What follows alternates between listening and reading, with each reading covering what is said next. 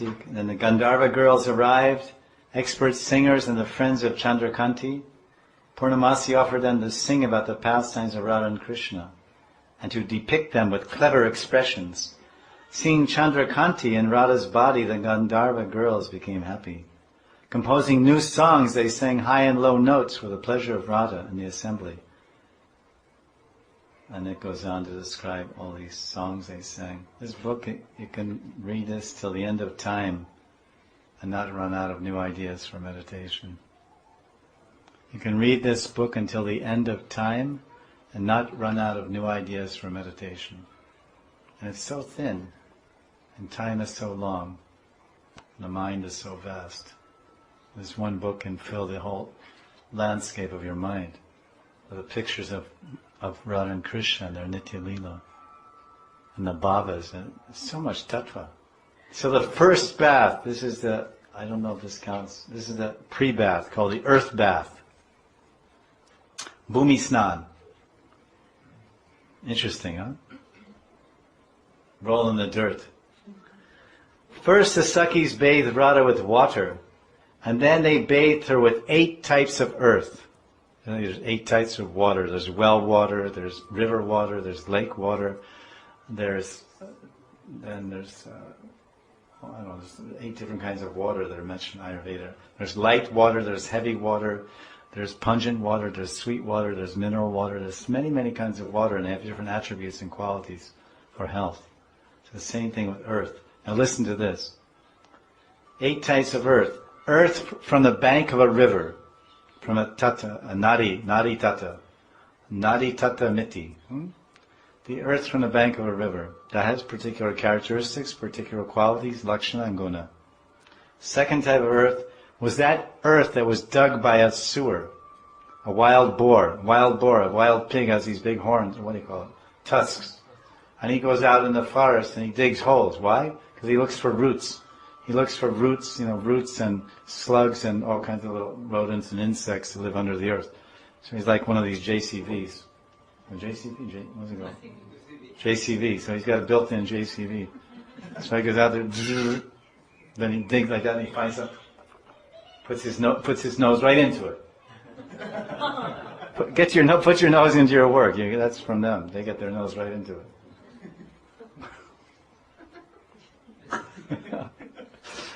So then they get something. So when they dig up that earth, then it takes on certain qualities. For example, I read several studies when I was involved in a little bit in the East Coast with Gita Nagari and our temple, and they've done studies where they plowed fields with tractors.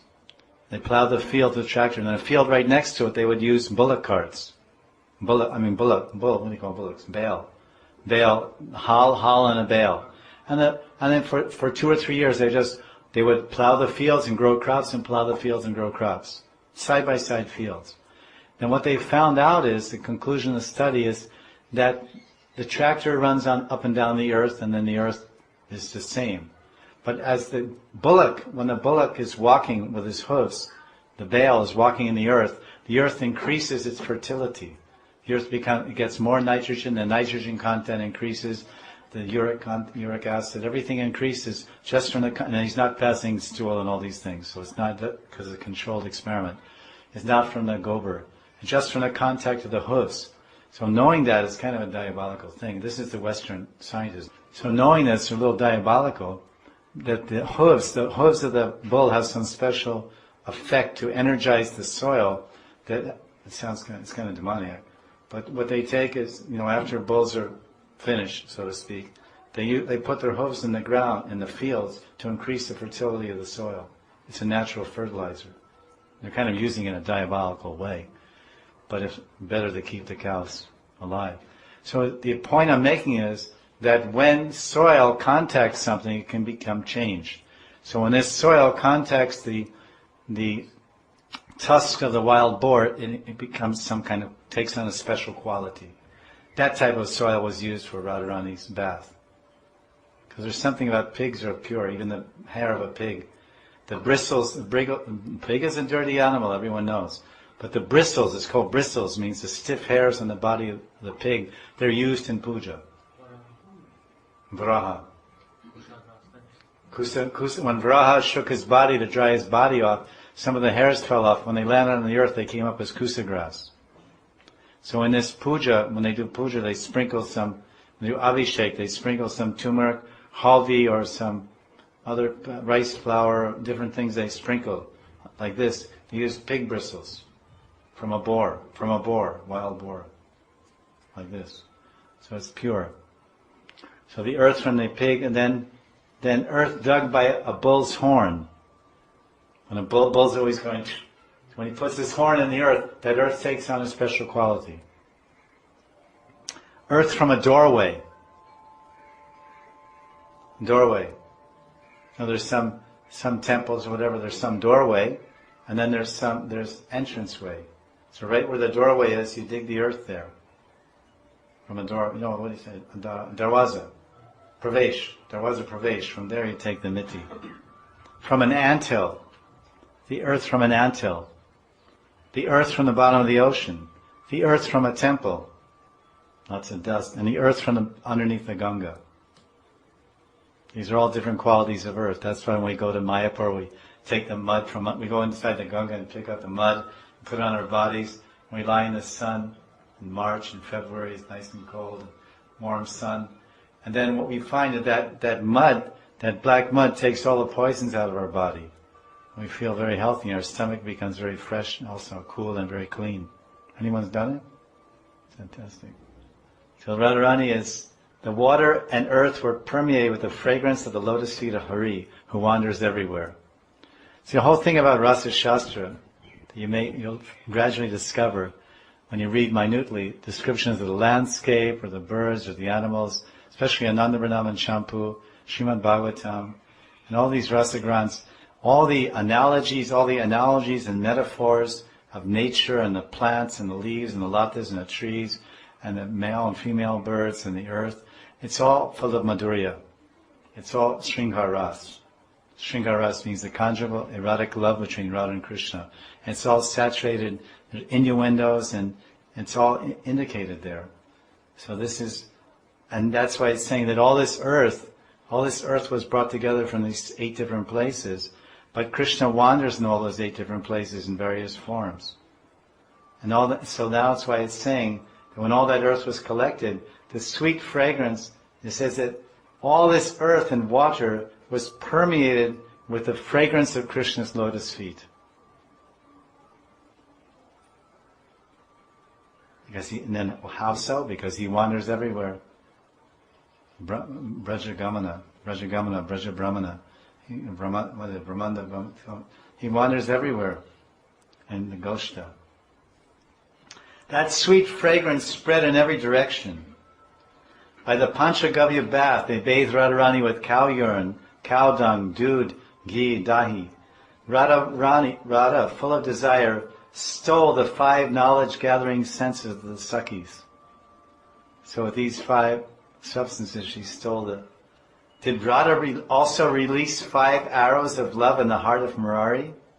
It's all, in other words, Radha's having abhishek. But all the Devis are there, and all the Sakhis and Manjaris are there. But then, so there's some Leela going on one level, with all the Devis and the Sakhis and Radha. But now, there's another Leela going on with Radharani and Krishna. Because Radharani knows that Krishna's hiding there. So then the author of Vilas Manjari, the Manjaris know that there's this whole other level of Leela going on. It's like hidden talk. Like you have some friends and you want to talk something and they don't know Hindi, so then you speak Hindi and he's left out because he only knows English. So he's there with you, but he can't catch what you're saying because it's a different language. So the Devis, the demigoddesses, they don't have any access to this Ujjvala Shringhar Ras of Radha and Krishna, but the Manjaris do, the Sakhis do. The Devis are bathing, oh it's so wonderful, there's these fragrances and all this. And they don't even know that Shama's hiding in the Kunja, observing and feeling and watching and emanating and radiating and interacting with Radharani's Bhavas, and so much exchange is going on. This book is actually very, very deep. Very, very deep. And 20 and 30 years from now, then all of you students will start to appreciate it. And these are books, we're making these books after, this book came out after 25 years of my bhajan. And what year was it? I don't know. 2000. So 25 years. 75 was initiated. So bhajan grows and develops and deepens. So you have everything. Artha chanting, you have Sambandha, Gayatri. You have everything. You just dive deep. Put on some tanks. Put on some scuba tanks. And go down. Further than you think you can go, keep going. So this Panchagavi, okay, Panchagavi, so what? Okay, Panchagavi. No, this Panchagavi is 5 arrows in the heart. The cow dung is 1 arrow, and then the dahi is 1 bana. Dahi bana, right? Bana means arrow. Gobar bana, dahi bana, dud bana. So the Radharani, they're pouring Panchagavi over Radha, and when Krishna sees that Panchagavi, then 5 arrows hit his heart. Kamadev hits his. Kamadev is Panchashare. Panchasare is another dusra name for Kamadev. Kandarpa, Panchasare, Manmata. Manmata is the name for Cupid. Manmata. And Krishna's name is Manmata. Krishna.